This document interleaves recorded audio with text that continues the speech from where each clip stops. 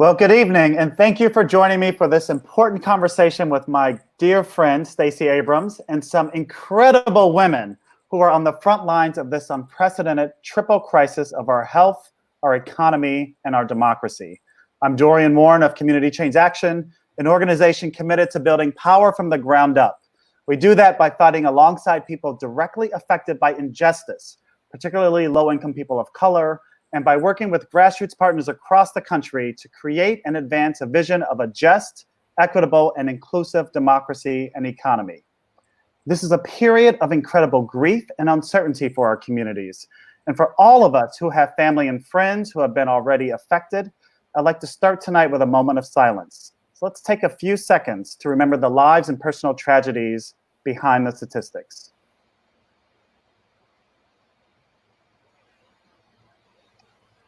Thank you.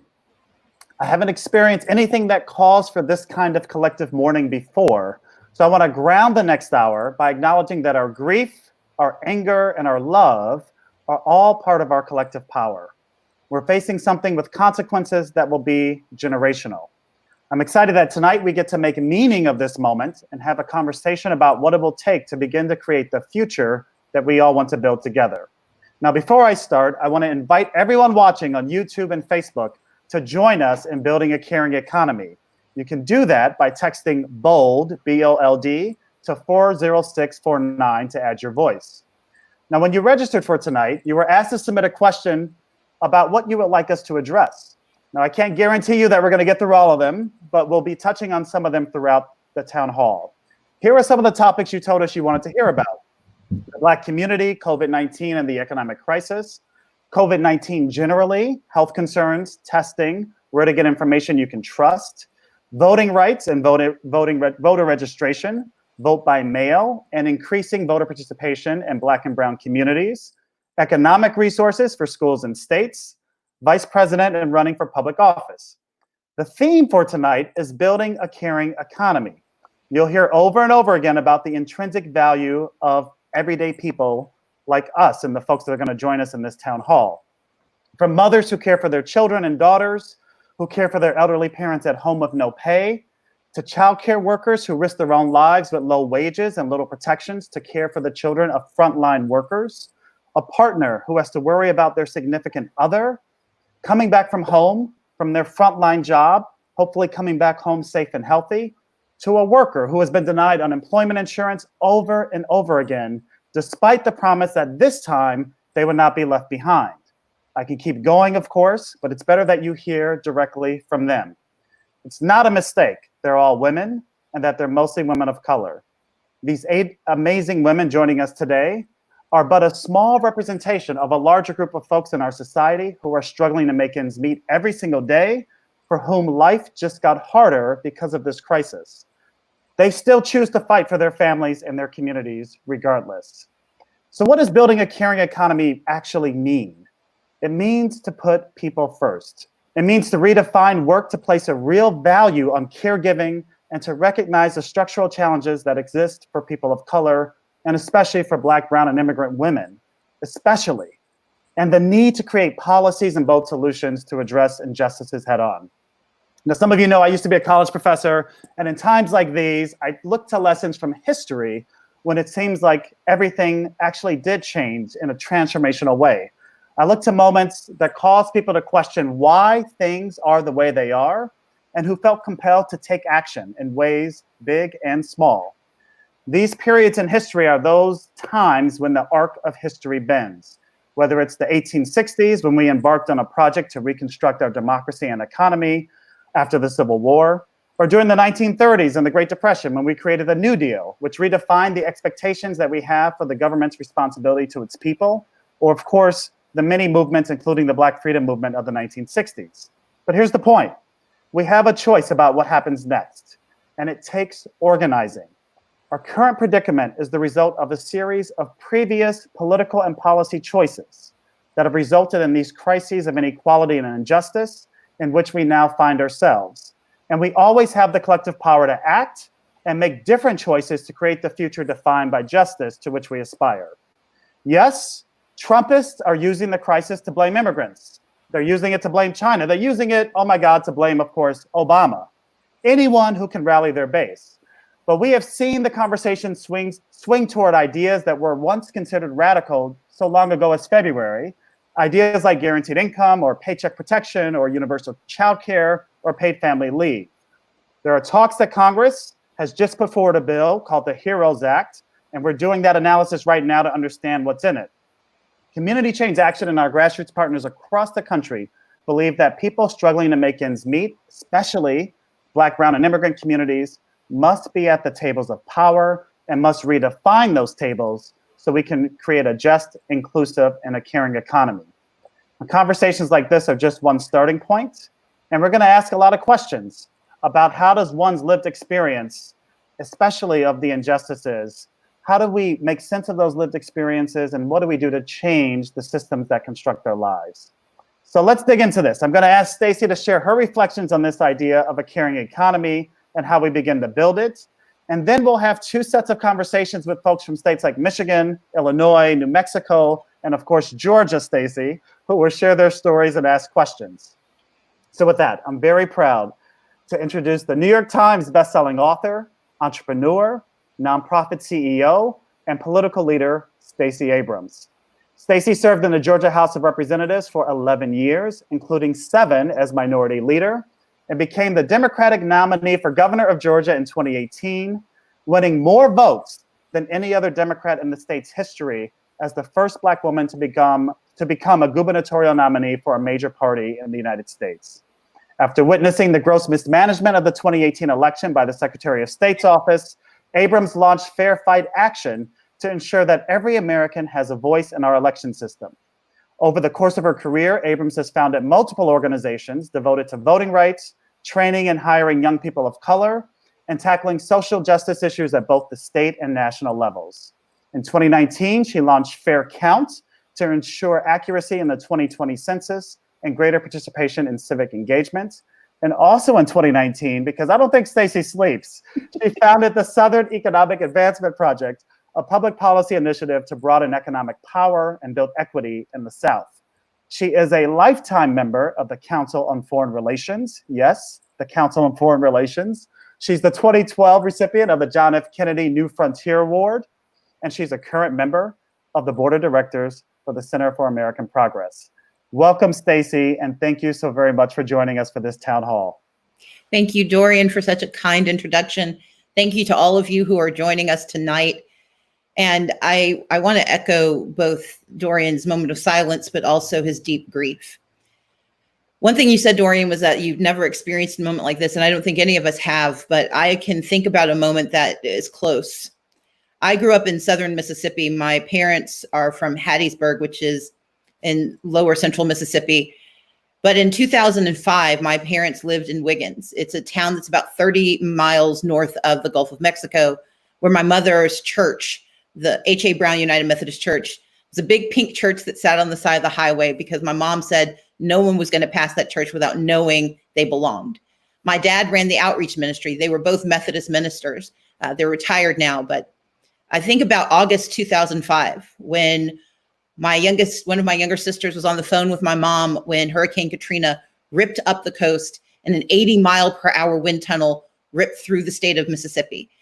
The line went dead, and it was days before we heard from my parents again. It was 12 days before I could drive down with my youngest sister to go and check on my parents. I remember getting to their house, listening to the stories along the way about the devastation that had happened because of Katrina, praying every moment that we would find my parents safe. We talked to them, but I needed to see it for myself. When we got there, my mom took us inside. The holes in the roof were letting in waterfalls of water, rain that was soaking everything in the house. There was black mold on the ceiling, and there were puddles in the living room. But my mom had just come back to the house to say hi because she and my dad and one of my younger brothers were next door at the church. They lived in the parsonage, but at the church, they were unloading semi-trailers full of food and donations. Because in the midst of a crisis, in the moment where everything they had was in jeopardy, my parents' first instinct was to serve others. They didn't know where they would sleep. The FEMA trailers weren't going to come for days, but they knew there were people who had no idea where their next meal would come from. And so they turned their attention not to their own grief, not to their own worry, but to service. That's the example I've tried to live my life with. In 2018, when I did not become governor, I spent 10 days going through the stages of grief. But in the midst of that, I remembered that I am the daughter of Reverend Carolyn and Reverend Robert Abrams. And my responsibility was to remember why I ran for governor in the first place. I ran because I believe in a caring economy where we center communities of color, where we talk not at, but to and with the marginalized and the disadvantaged. I ran a campaign where we talked about issues of centering childcare and early childhood education because that's the foundation for our future. Expanding Medicaid because no one should suffer because they lack health insurance. Having conversations about how to really enjoy a full society where everyone has opportunity because we've done real criminal justice reform, because we understand that climate action means children not dying from asthma attacks, and that we are thinking every day about the domestic workers, the low-wage workers, those who are so often left out of our economy. And the reality was, it worked. We tripled Latino turnout. We tripled Asian Pacific Islander turnout. We increased youth participation rates by 139%. We increased Black participation in our election by 40%. But to put that in context, in 2014, 1.1 million Democrats voted for governor. In 2018, 1.2 million Black people voted for me. But we did that believing that there had to be a coalition built, not simply of those of color and those who have been marginalized and left out and left behind, but a coalition of those willing to see a stronger economy for all. And that's why we were the first campaign to increase white participation on the Democratic side of the ticket for the first time in 30 years, including achieving record levels of white women participation. I say that to say this: we're in the midst of an election year, and we're going to hear a lot of conversations about who our voters are, how we can win an electorate that reflects the needs of America. And you're going to hear again and again that this is a binary choice. We have to focus on one region or one demographic. And I'm here to tell you that's not true. What we have to focus on is answers for everyone, because if we serve all. I'm here tonight because these are the people, you are the people who serve us all, who serve our communities, who lift us up, who sustain us. And you deserve to be seen and heard. And so hopefully this is the last time you'll hear me talking this long, because what I want you to know is that I'm here to learn from you. So thank you so much. Thank you so much, Stacey. And for all of you watching and listening, just dig into those numbers in Georgia. Stacey was the architect of a winning political strategy, a multiracial coalition grounded in our values that can win. So I just wanted to make that point. We're going to bring in some other voices into the conversation. So we're going to have 2 rounds of discussion, starting with Temeka Linder from Georgia and Shereese Rhodes from Washington State, Bell from Indiana, and Miranda Easley from Illinois. As we pivot to the conversation, I'd like to invite everyone watching on YouTube and on Facebook to join us in building a caring economy. So text BOLD, B-O-L-D, to 40649 to add your voice. So we'll hear from Temeka and Shereese first, and then Stacey will respond. So Temeka. Well, good afternoon. Thank you guys for allowing me to talk on this platform. My name is Temeka Linder. I am a center director, and I am a child care provider for more than 20 years. I currently live in Atlanta. I love working with the children. It's always been a passion of mine. I feel that as early childhood providers, we lay the first foundation on what makes great adults. During the crises, our doors were closed for 1 month, and I'm from Miami. So I'm used to preparing for hurricanes, but this wasn't like preparing for a hurricane. This was really abrupt for me. I wasn't prepared for the isolation, for the financial uncertainties, for not seeing our children every day. You have to understand that every day we see our children 5 days a week, sometimes 10 to 12 hours a day. So this was really strange for us not to see them. Nothing can prepare us for what actually happened. Parents have to go to work, and it's our job to make sure that we keep their children safe. They leave their most precious cargo with us every day, and it means a lot to us that they're leaving them in the hands with us. It's our job to protect them and to keep them safe. We make sure that we're safe and clean so that the virus doesn't enter into our doors. As child care providers, we are essential workers. We're on the first line of defense for for our little ones. If you think about it, we're nurses, we're mothers, we're counselors, we're miracle workers. Actually, I really think we're undervalued for everything that we do and anything. And then what I've learned from this crisis is that we should be recognized more for everything that we do, and I don't feel that we are. And as we reopen, I would like for us to think about, caring more for all of us that care. So if you guys could just take the time to care for us, because we do a lot of caring for your children. Thank you. Thank you so much, Temeka. Now we're going to hear from Shereese.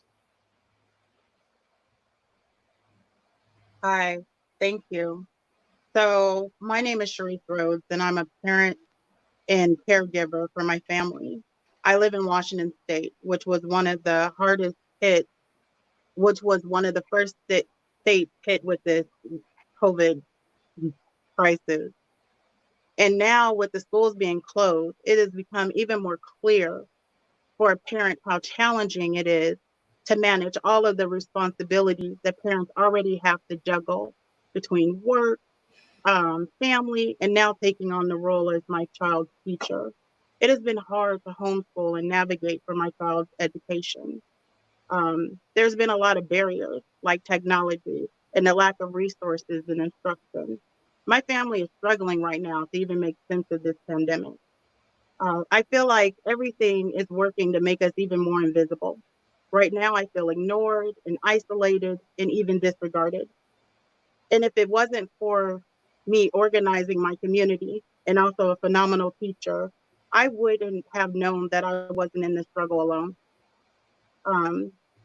But then there were some with even greater challenges, like my undocumented neighbors and mixed status families and friends.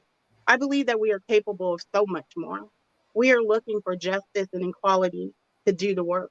And in order for us to be better, we need to organize together. It is not about a me solution, but it is about a we solution.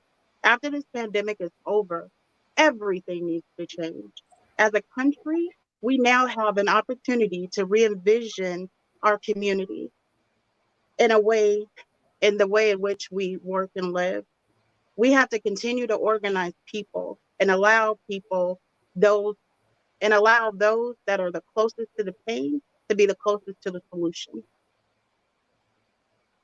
Thank you so much, Shereese. So Stacey, you've heard these powerful stories from Temeka and Shereese, two Black women, one a childcare provider, the other a parent. Both are calling for a path forward that looks very different, one that involves us as the solution. So how do you make meaning of the opportunity ahead of us based on what you've heard thus far? I think the first step is to elevate these voices. Too often, the solutions are coming from people who've never experienced not only the pain, they've never experienced the process. I remember leaving school and going to Miss Carter's house. And we know that those who are childcare workers today, especially those who are in small centers, they are the least likely to be getting the support they need. They're the most likely to be unable to reopen.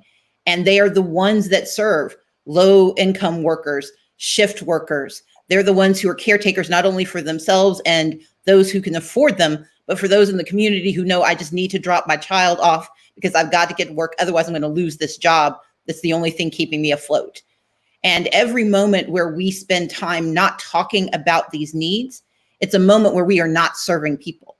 And so one of the reasons I was so excited when Dorian invited me is that this is a national platform. This is an organization that literally exists to amplify your voices. But I think it's also important that people who want to be part of how we move forward, that we include these conversations in every step of the way. We know that the CARES package did not do enough, that if you are on SNAP, you have not received your stimulus package dollars, more than likely. We know that if you're a childcare worker, you don't have access to the PPE that you need. And part of what I've tried to do is think about what has happened that has led to this deep hole that we're in when it comes to justice for those who do the most for our communities. The reason I created two organizations in particular, Fair Fight, which is focused on voting rights, and Voter Protection, is that we have to remember that voting is not about politicians. And having been one day being one again, I recognize that the vote isn't about me. It's about what people believe I can do. And the extent to which we allow politicians to take for granted their right to our votes, they then take for granted their right to ignore our needs.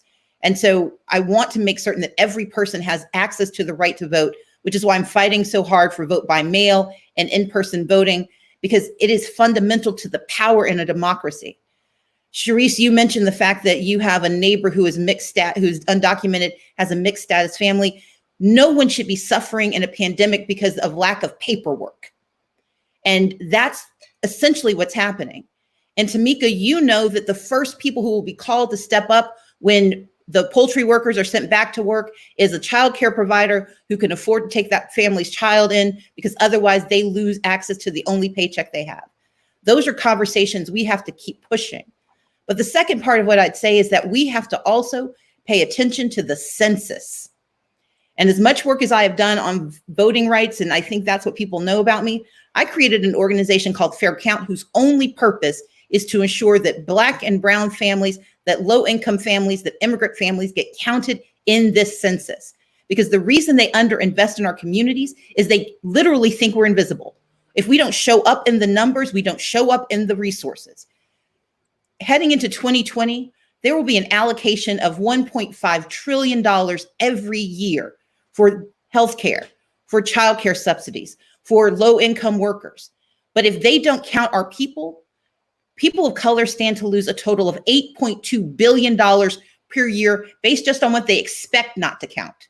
That's not counting the ones they're going to miss out because of COVID-19. And so the other piece of work that I've been so passionate about is making sure we're included in the census, because that's where the money comes, but that's also where the political power comes. We can't elect people to see us if they could draw us out of the map. And so what I want you to hear from me is a commitment to understanding and also prioritizing your concerns. But I also want to call on everyone to make certain you're thinking about not only being registered to vote and turning out to vote, but holding those people who want your votes accountable for understanding your issues. And by God, please complete the census. If we don't get counted, we will not count. Great. Thank you so much, Stacey. Now we're going to hear from Eva Bell from Indiana and Miranda Easley from Illinois. Eva, you're up first. Hi, thank you for having me. My name is Eva Bell. I am from Indiana. I am a mother of 3. My husband is a grocery worker and he has asthma. I am also a leader and organizer with Hoosier Action. Our family is on several government-funded programs, including childcare, Medicaid, and WIC. And even though me and my children have Medicaid and my husband has health insurance through his employer, health is a big worry for us, given our medical history and the debt we've accumulated over the years. I'll spare you the details, but it's over $14,000. And if either of us gets sick and we can't work, we will not be able to afford our treatment. On the childcare front, in the beginning of the crisis, my daughter's childcare facility was shut down permanently because it could not afford the financial burden of a low intake of kids. And now I am taking care of all 3 of my kids full-time while working a full-time job. In my community, I'm seeing family and friends not getting unemployment on time. They keep being denied and having to reapply several times over. And my state is not helping people who are struggling with housing either. I am deeply concerned about my friends, family, and the people in my community and how we're going to get through this. We need better protections for families. We need access to safety net programs. We need healthcare, childcare, and housing. Thank you. Thanks so much, Eva. Miranda, you're up next. Hi, everybody. My name is Miranda, and I'm from Chicago, Illinois, and I'm with the Workers Center for Racial Justice. I also work in the gig economy as a rideshare driver. And when COVID-19 hit, I just spent all my money on a necessary repair to my car. And when I went back to work, I did not receive the proper information nor supplies to protect myself from customers who might be infected. I mean, how do you social distance in a car with no barriers? And so I decided to stop driving because I was afraid of bringing the virus home to my family. My mom is retired. She also lives with me and she has respiratory issues, so she's vulnerable. Initially, I wasn't eligible for unemployment, but then the CARES Act was supposed to include us gig workers. But unfortunately, I was denied, and I'm filing an appeal as we speak. So the stress of this has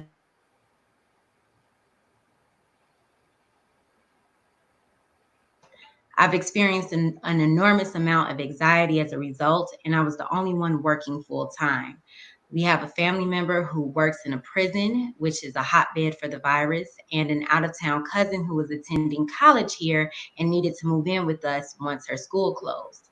Now, we're totally reliant on my mom's fixed income, which is not enough. I can't afford my car, my utilities, or my rent. And I wasn't eligible for the $1,200 stimulus, but it was a step in the right direction. The government needs to do more. There should be a monthly ongoing payment. People are struggling financially, emotionally, and like me, many can't get sick because we don't have health insurance. I mean, I desperately want and need to go back to work, but I refuse to put my family at risk. We need effective leadership from our federal and local level officials so they can do their jobs to provide unemployment insurance and income support for our communities. Thank you. Thanks so much, Miranda. And I want to go straight to a conversation with Temeka, Shereese, Eva, Miranda. And Stacey, to restate Eva Miranda's agitation, our leaders should be caring for our communities. They should be representing their communities. So how do we use this moment to push our government to provide what we need, whether it's cash or unemployment insurance or healthcare or other basic services that government should be providing in this moment? Sure. If you all remember, about 3 weeks ago, I was on TV a lot. And what was lost in those conversations was that I was on television because I live in a state where the governor was putting people's lives at risk to create a false reopening of the economy. He was telling people they had to go back to work. And even though he didn't use those words, any job that was a low-wage job that was being reopened in a right-to-work state, if you don't show up for your job, that can be the premise for terminating you. And you don't have to provide an excuse. And so that was a challenge that needed to be discussed. The second thing I was talking about was a program I'm working with called Project 100, where we're attempting to raise $100 million to move $1,000 to 100,000 families so they have some money because they're not getting their COVID stimulus checks. We know that if you are on SNAP benefits, if you're on WIC, if you are on some of our government programs, you probably don't have a bank. You likely did not file taxes. Therefore, you are not getting the resources to which you are entitled because you're an American. And my work has been to think about what do we do when the government's not doing what it should. That's one piece. But the reality is we can't let government off the hook. At the state level, that's where unemployment is the most important because it's your states that are responsible for implementing unemployment insurance. And a lot of states, especially in the South and the Midwest, they've been raiding those unemployment trust funds so they wouldn't have to pay out those dollars that you deserve. And so one thing we have to think about is that the president can't fix everything. We need a better one, but the president can't fix everyone. We have to work on every level of government. It is your state government that decides your unemployment benefits. It's the state government that decides access to Medicaid and to healthcare. It's also your state legislators who have the responsibility to make sure that your community is getting its fair share of resources. But there are also technical solutions we should be asking our congressional leaders to make. The fact is that if you're a childcare worker, you should be considered an essential worker, as are grocery workers, as are those health sanitation folks who are cleaning up after everyone in those hospitals. And that means they should be getting bonuses for the work, and they should be on the front line and the priority for PPE. We also know that we should be making certain that no resources that come into communities where you are on some type of public benefit, it should not count against you in the social safety net.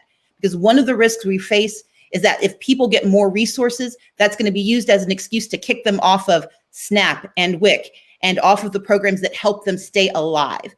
And so we need to make certain that on the federal level, as they consider the HEROES package, that the $50 billion necessary to support childcare workers, that the millions of dollars and trillions of dollars necessary to stabilize our economy actually go to the people who stabilize our economy. And that means that we don't have a paycheck protection program that excludes 90% of African Americans, that we don't have an unemployment program or a housing aid program that allows for discrimination in the allocation of resources. But these are conversations we have to have right now, because one of the excuses often used is, I didn't know. I didn't know this was a problem. I didn't know you needed a solution. Well, you are doing today is telling people that it's a problem. And what you all can do collectively is make sure that in each of your states, that your local leaders and your federal leaders know what needs to be done. I promise I'm all in. My mission is to amplify this conversation. And it's what I've been trying to do through the work, not only of Fair Fight and Fair Count, but the Southern Economic Advancement Project, because in the South, we have the highest rates of unemployment, the highest rates of poverty, the lowest rates of insurance coverage. We are the most likely to get low wage work, but we're also going to have the least amount of public benefit. And so we have to use this moment. And I think it was both Temeka and Shereese who said it, but both Eva and Miranda echoed it. We have to talk about these stories now. And that's the last thing I'll say. There has to be just last thing I'll say is we are telling our stories to one another, but let's start calling into television shows. Let's start sending in to all of those reporters who like to do their news tagline saying, we're here to solve problems. These are the problems they need to be solving. There is no shame in sharing that you are struggling, because everyone around us is struggling, but we have to tell our stories so people have the responsibility to respond. Thanks so much, Stacey. And I heard from several of you some themes around isolation, financial uncertainty, feeling invisible, feeling ignored. And I just want all of you to know you are seen right here by thousands of people around the country in this moment. But while we have particularly Temeka, who's from Georgia, and Stacey, I want to get the two of you to respond briefly. It's not lost to me that we've also been in some collective mourning around the life and then the murder of Ahmaud Arbery in the state of Georgia. And so, Stacey, you actually said something to me earlier in the week or last week about the need. There's another reason why people have to be counted in the census and especially register to vote and vote. And that has something to do with juries. And so I just want to ask the two of you, Temeka, maybe you go first, and then Stacey, to just talk about how you're making meaning of this most recent incident of white vigilante violence in the state of Georgia. Well, you just spoke a mouthful when you said we had to get Temeka, out. are you still there? I'm here. Can you hear me? I think Dorian froze, so yes. Yep. Can you hear me? Yes. Yep. I'm froze? No, you're good. You're good. Okay. So you just said a mouthful when you said that we have to get out with the census and we have to vote, because remember, if we're not getting out and we're not doing the census and we're not voting, we don't have a voice. So if we use our voice as a platform to do those things, we will make a difference. We will make a difference in everything. So you said it best when you said that we have to do our census, we have to get out and vote, and we just have to use our voices as a platform for any type of injustice anywhere. I would add, and thank you, Temeka, because I think that's exactly right. I think there are three things I would consider. Number one, in almost every state that's having state elections and local elections, you're electing your district attorneys. One of the reasons Ahmaud Arbery's murder went untouched and unspoken of was that the people elected to find him justice refused to do their job. First, it was Jackie Johnson, then she passed it to another DA, who passed it to a third DA. And it took outside pressure, groups like mine working with NAACP and others, to lift that story up, to force them to do their jobs. But it shouldn't require a New York newspaper and a leaked video to secure justice. So we have to remember, we've got to vote not just at the top of the ticket, although we need to vote for the president, we need to vote for the Senate, we need to vote for Congress, but we need to vote for DAs. And in a lot of states like Georgia, we need to vote for judges, because it's not enough to get the system to start working. You've got to have judges who believe in your right to actually have justice. And then the third part, and the piece that I was telling Dorian, is that in most states, you cannot be placed on a jury if you are not registered to vote, which means that you cannot have a jury of your peers if your peers aren't on the rolls.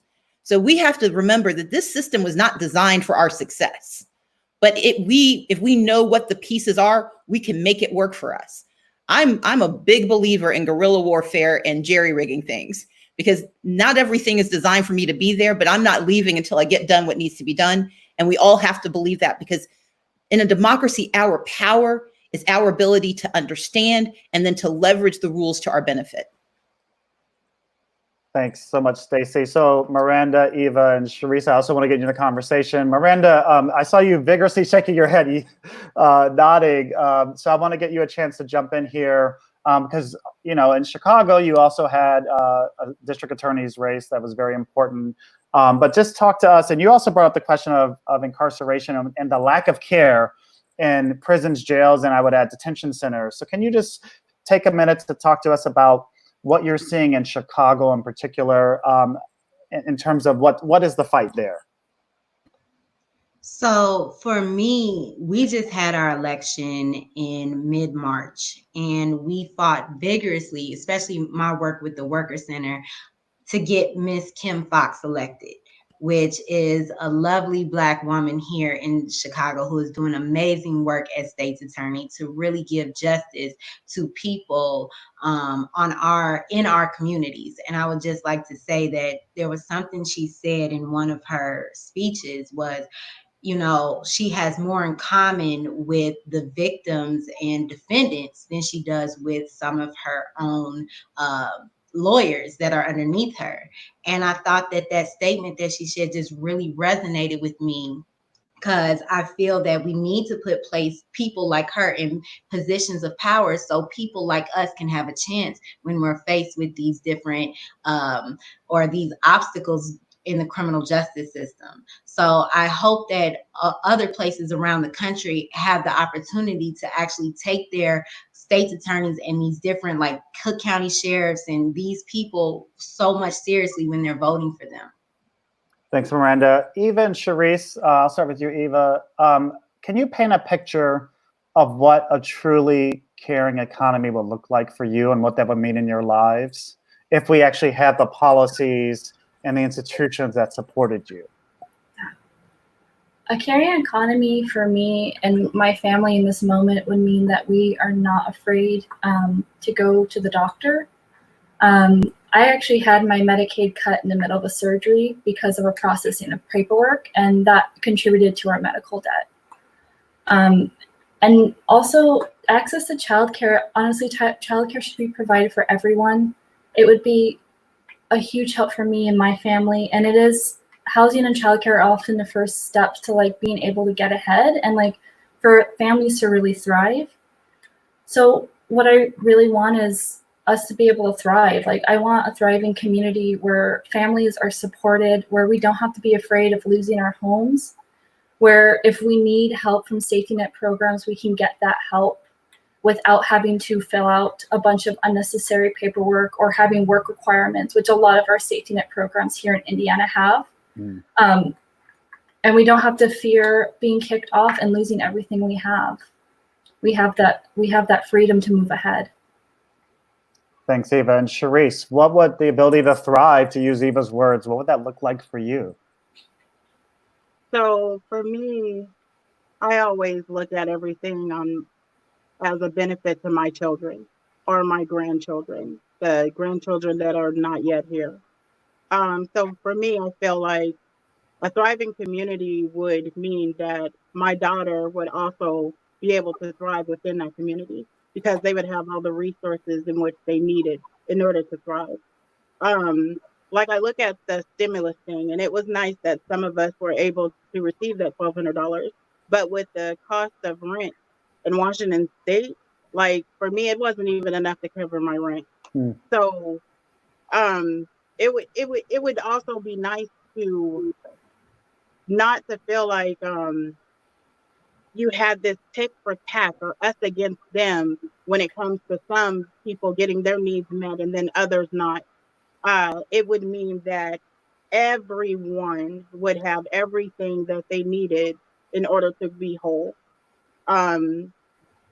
Yeah, my whole thing is like someone had told me a while ago about the 7 generational approach that Native Americans use. It's like we're still looking at those 3 generations before us, but continuing to do things in the same mannerism really isn't gonna. It's not in a benefit for my future grandchildren. So a thriving community, it would mean that nobody is disregarded. No one is meant to felt like they're invisible. Mental health services and healthcare would be where it needs, because of the fact that I'm worried about after this is over, how are we going to now treat those that are now going to need and utilize all of those services? Great. Well, thanks to all 4 of you. Thank you, Temeka. Thank you, Shereese. Thank you, Eva. Thank you, Miranda. This concludes our first round of conversations.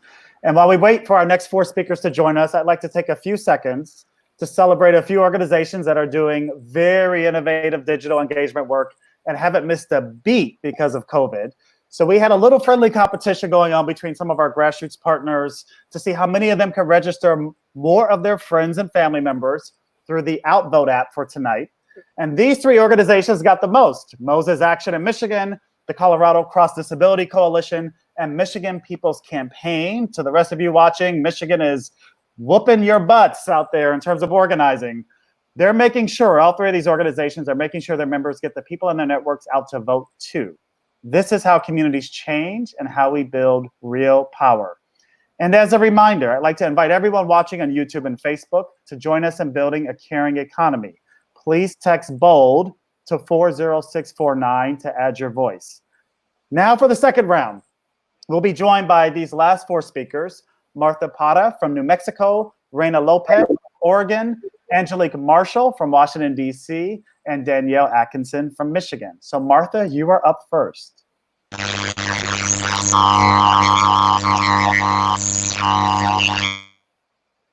Oh, let's try that again, because I'm having trouble hearing Martha.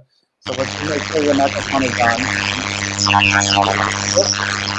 There's still some feedback. Okay, we're gonna actually move to Reina, and we'll figure out the tech difficulties on our end. So Reina hopefully is joining us. She's not joining us. Okay, so Stacey, yes. I want to give you a second to respond to what you heard from those first 4 powerful leaders. I think, one, they spoke to the need for long-term structural change that has to begin with recovery. We are going to have 2 phases to this pandemic. We are seeing the information and the resources that are being poured into our communities, in theory, to address survival. But there's going to be a phase where we get into recovery. And I think we have to use this moment to amplify in both the heroes package, but then also in the recovery package, what needs to happen. First and foremost, we have to recognize that low-income families face challenges with nutrition assistance, with housing, with unemployment, and with healthcare. And those are the places where we begin. And we have to add to that childcare, because your ability to go to work, your ability to be a caregiver to your family members is dependent on whether your children are taken care of as well. And as people start to re-enter the workforce, we need to anticipate that a lot of those childcare providers will not be able to restart unless they are subsidized. Mm-hmm. And that subsidy is as important as any other corporation and any other need. But we also have to recognize that the subsidization should not harm the parent or the childcare provider. I think the second piece is that we have to focus on how we demand federal action that resets how our unemployment insurance programs work. Right now, there's a technology approach that is not meeting the needs. Families should not be worried about hitting refresh every 5 minutes to find out if they've gotten their unemployment check, or sitting on a phone line to find out what happened. We can move money through the EPT system. We can receive access to information in multiple ways, and we have to upgrade our technology to meet the moment.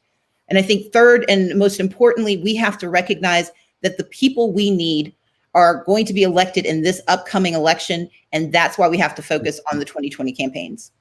Stacey, can I just ask you a quick follow-up question here, just in terms of how you're thinking about the recovery, in the sense of a lot of folks, a lot of elected officials are saying, we're trying to get back to normal.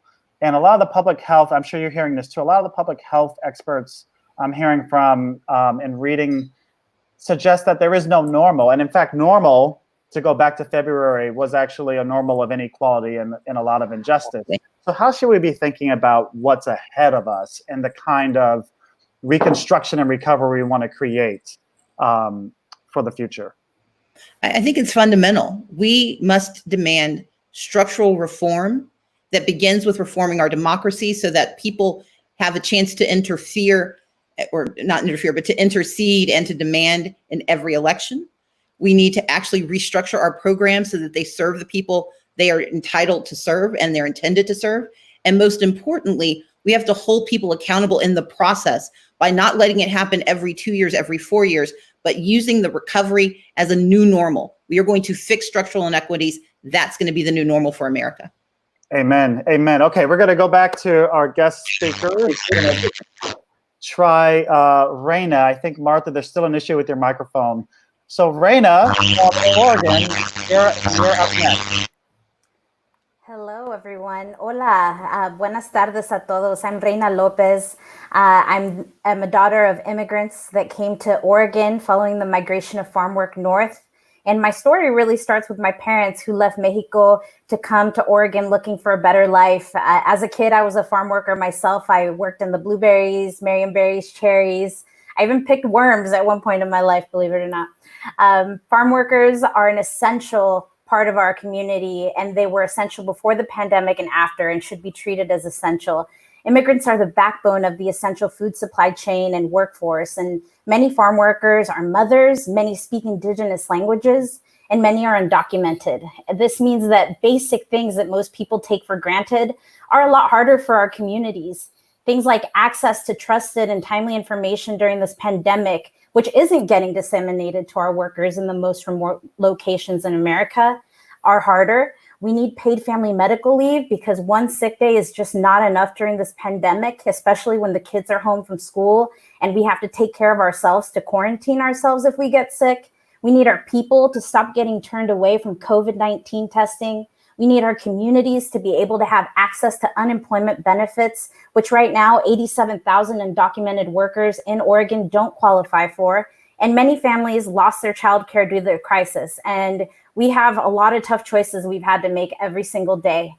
We need any and all federal packages to include mixed immigration status families. We need an essential worker bill of rights that includes farm worker families. And we believe this is possible in the United States of America. Sí se puede. Thank you so much, Raina. So I think we're going to move to Angelique Marshall next, who is with us. So Angelique, you have the floor. Hi, my name is Angelique Marshall, and I'm from Washington, D.C. Thank you for speaking with real people today. I'm an entrepreneur, a child care educator, and a mother of a daughter with intellectual disabilities. And I'm also a leader with Spaces and Actions. First, I would like to say the child care educators, we push the economy. When parents leave their children with us, we are supporting them. When this crisis hit, I decided to stay open because I understood how important it was to support doctors and the frontline workers. I understood the risk to my own family. I have a mother 70 years old, and like I said, a daughter with special needs. We had to adjust the moment. I had to take measures to keep the children separate, to talk to them, and to keep the place clean, to show them how to keep themselves safe. The children who couldn't attend due to COVID-19, I FaceTimed them and actually have virtual school time with their families. The same care we give our children, the government needs to give to educators. We need to create a plan to support all families because they need childcare. We need to put $100 billion nationally into childcare, including home-based centers, to address the immediate and long-term need in order to work with doctors and nurses and frontline workers to go to work. They need childcare. Recognizing childcare educators as essential workers is like the key to unlocking America's future workforce. Our policymakers need to have put the passion that we as child care educators put into the care of our children. They need to put that into us. All right. Thank you, Angelique. And I want to actually bring in Danielle Atkinson from Michigan. Danielle, you have the floor, sister. Hey, good to be here. Hello. Good evening. My name is Danielle Atkinson, and I'm from Michigan. I'm a mother of 6 and an organizer with Mothering Justice Action Fund. We work to improve the lives of families by equipping the next generation of Black mama activists. I know firsthand how the issues of motherhood can be all-consuming, and this crisis is only making it harder to juggle work and home and homeschooling. We've always known that the issues that impact mothers are issues that affect the entire family, and that is even more true in this moment. That's why talking about issues like strengthening breastfeeding rights, licensure for midwives, protecting federal safety net programs, earned sick time, childcare, paid leave, and a healthcare system is so important. We have the policies that will relieve the burdens on families and make us safer. But how do we change the mindset of a nation that is programmed to put business first?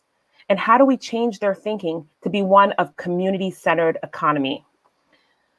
This is the time to have the honest conversations about what we should be doing and to have the big solutions.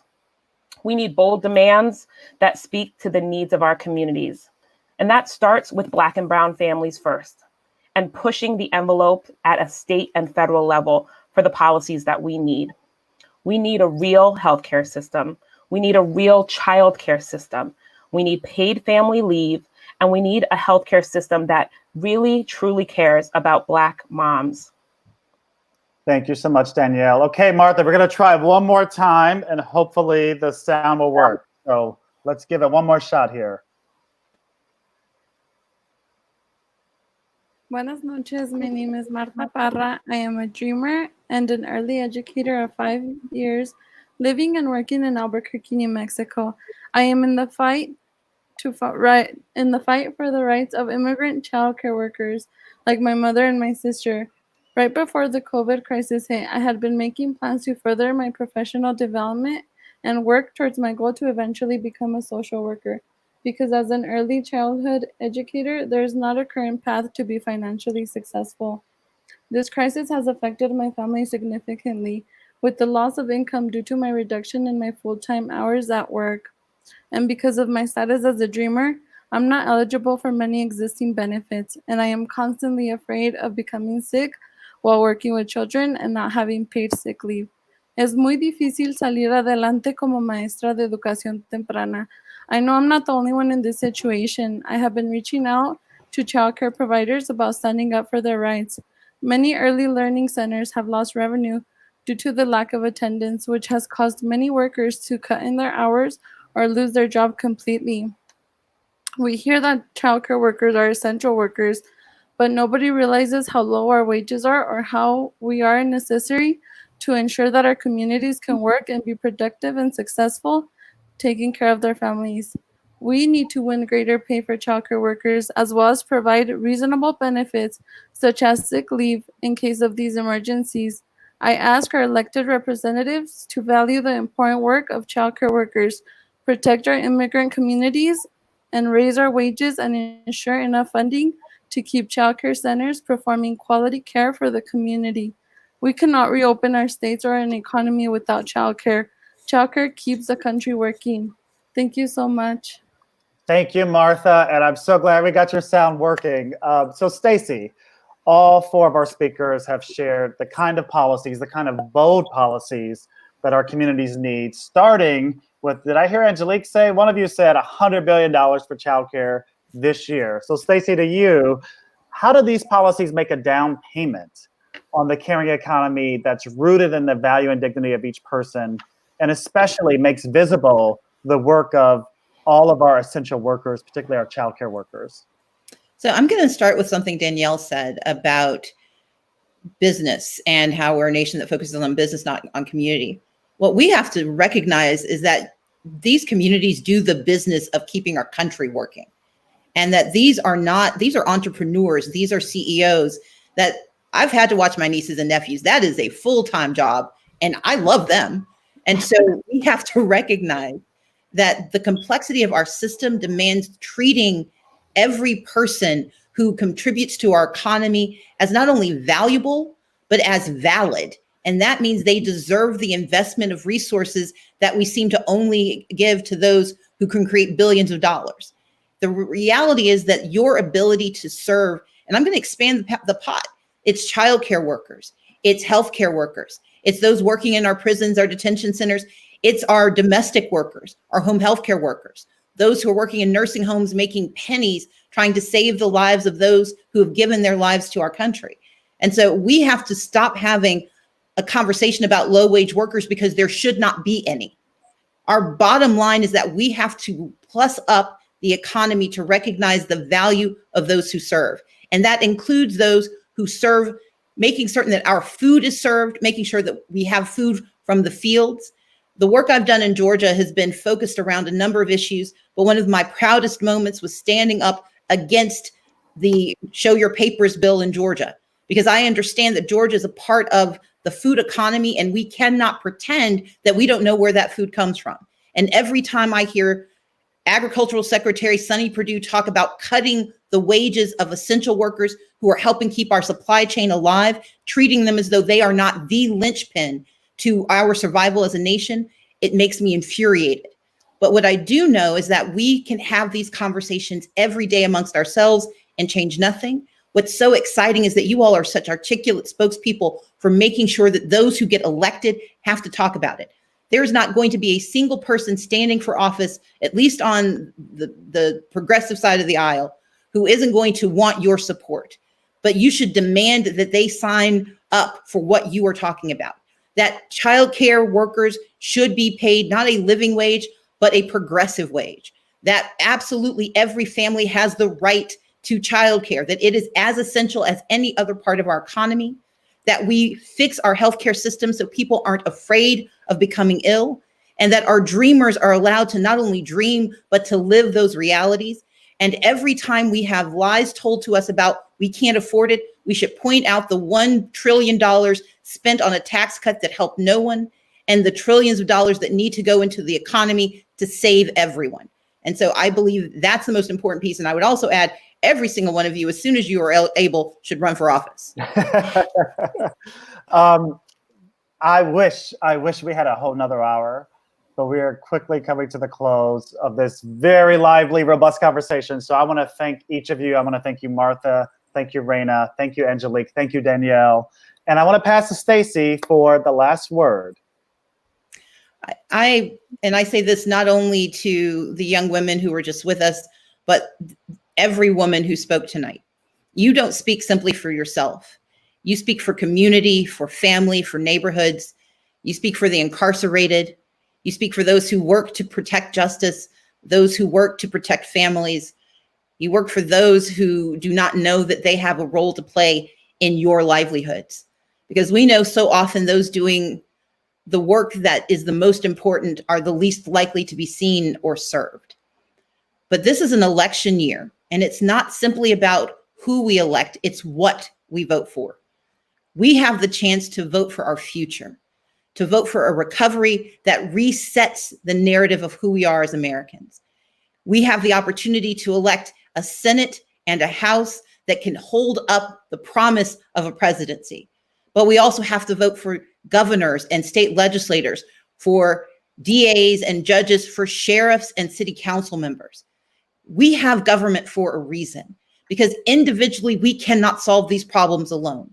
We pool our collective resources because we believe that if we band together, when crisis hits, we will be served together.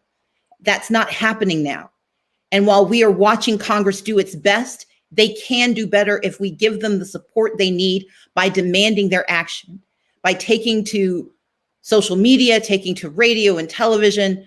We can't take to the streets just yet, but we can make sure the streets pay attention. And so I'm just calling on you to please do your best to make sure you're registered to vote, that you're supporting the money that needs to go into our elections, and that you're supporting the people who don't think their voices matter.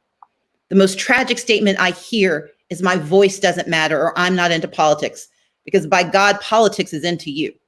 We have to be willing to risk it, to vote this time, to vote safely, to vote accessibly, but to show up, because our lives are on the line. And we have to fill out the census so that we can get the economic and the political power to which we're entitled. I want to say thank you again to Community of Change, but most importantly to those strong women who shared their stories in every language because the most important language is the language of community. And I'm just grateful to have been a part. Thank you. Stacey Abrams, thank you so much for taking the time to join us with many thousands of people watching. Thanks for talking to these 8 amazing women: Danielle, Raina, Martha, Angelique, Shereese, Eva, Miranda, Temeka. Thanks to each of you for sharing your stories and your agitations with us tonight. It's one thing to have a conversation. It's another thing to take action.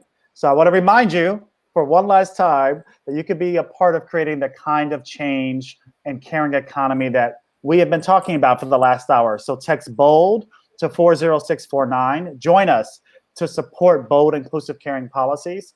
Thanks to all of you for tuning in. You're going to be hearing from us. And Stacey Abrams, thank you yet again for taking the time, for joining us. And we got your back. Continue the fight for justice in this country.